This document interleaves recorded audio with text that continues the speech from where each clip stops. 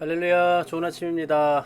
명절은 잘 보내셨나요? 네, 긴 연휴였지만 빨리 또 몸 상태가 되돌아와서 일상에 복귀하시는 데 있어서 어려움이 없기를 간절히 소망합니다. 계속해서 이 사도 바울은 자신의 사도성에 대해서 좀 강조하기 위해서라도 의도적으로 이 고린도 교회의 어떤 그 연약함에 대해서 더 많이 지적을 하고 있는 것 같습니다.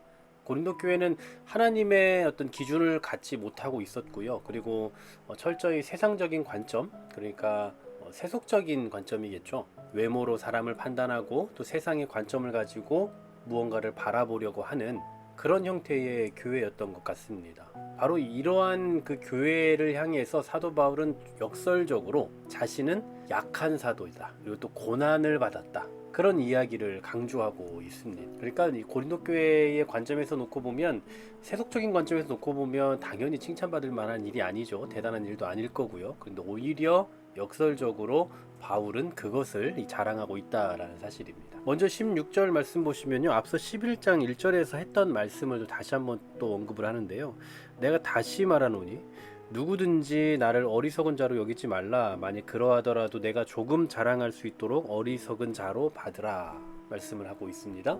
이 사도 바울이 이렇게 사도권을 지금 강조하고 있는 이유는 고린도 교회가 이미 거짓 사도들을 용납했기 때문이죠. 거짓 사도들의 그 외적인 조건들 있지 않습니까? 뭐 허세라고 할까요? 뭐 그런 것들에 미혹이 되어서 넘어가고 만 거예요. 그래서 사도 바울도 이게 좀 어리석은 것인지 알지만 그래도 나도 좀 해야 되겠다 라고 그렇게 이 오늘 본문의 포문을 이렇게 열고 있는 겁니다. 그러면서 17절 보시면요, 내가 말하는 것은 주를 따라 하는 말이 아니요 오직 어리석은 자와 같이 기탄 없이 자랑하노라 하고 말씀하죠. 또 18절에서 보시면요, 여러 사람이 육신을 따라 자랑하니 나도 자랑하겠다라고 이야기합니다. 그러니까 지금 한번 나도 이야기해 보겠다 이거예요. 근데 그러면서 분명히 언지를 하고 있는 게 뭡니까? 주를 따라 하는 말은 아니다라는 거죠. 그러니까 너희에 맞게, 너희가 그렇게 이런 거 좋아하면 나도 한번 이야기해 볼게, 한번 좀 나의 어리석음 좀 용서해 주고 들어봐 라는 그런 의미일 겁니다. 자, 그 내용이 뭡니까? 19절 20절입니다. 너희는 지혜로운 자로서 어리석은 자들을 기쁘게 용납하는구나. 누가 너희를 종으로 삼거나 잡아먹거나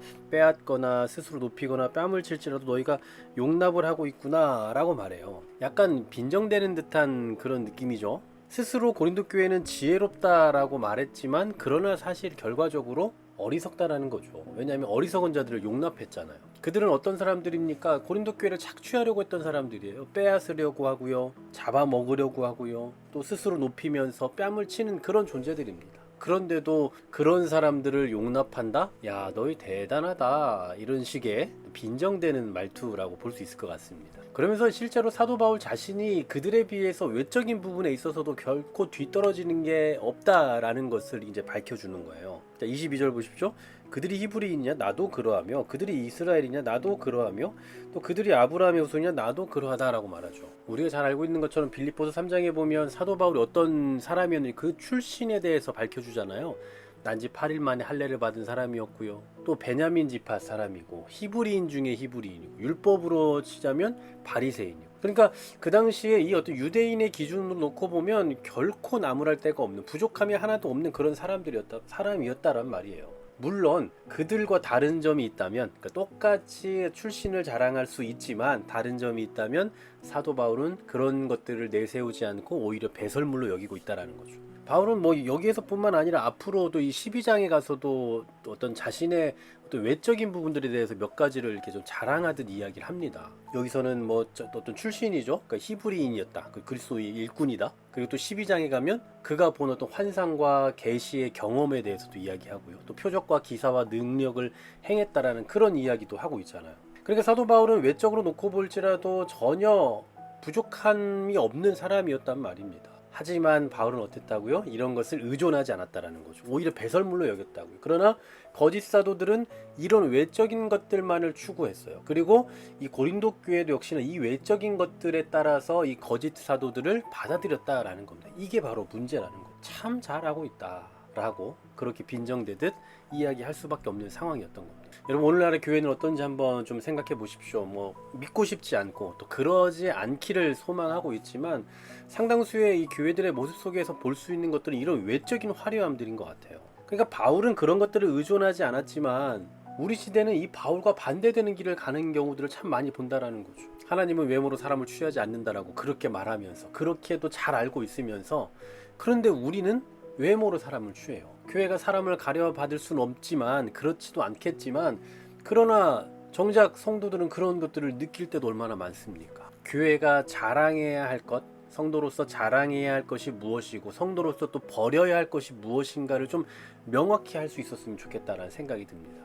여러분, 교회된 여러분은 과연 무엇을 중시하고 계십니까? 오늘 사도 바울이 소중히 여겼던 것들, 사도 바울이 버리지 않고자 했던 것들을 소유하고자 하십니까? 아니면 사도 바울이 배설물로 여겼던 것들, 그 외적인 화려함들, 그런 것들을 소중히 여기며 그런 것들의 가치를 두고 계십니까? 오늘 이 말씀을 통해서 교회된 우리의 정체성, 교회된 우리가 소중히 여기는 것들이 무엇인지, 그리고 우리는 무엇을 붙들어야 하는지, 그리고 무엇을 배설물로 여겨야 하는지를 분명히 할 수 있는 이 아침, 또 우리의 평생의 삶이 되기를 간절히 소망합니다. 하나님 감사합니다. 우리를 교회로 삼아주셨고, 우리가 교회로 존재한다라는 것은 세상과 다른 가치관을 가져야 된다라는 그러한 책임이 있을 텐데, 우리도 역시나 외적인 것들, 세상적인 가치 기준을 가지고 평가할 때가 얼마나 많은지 모릅니다.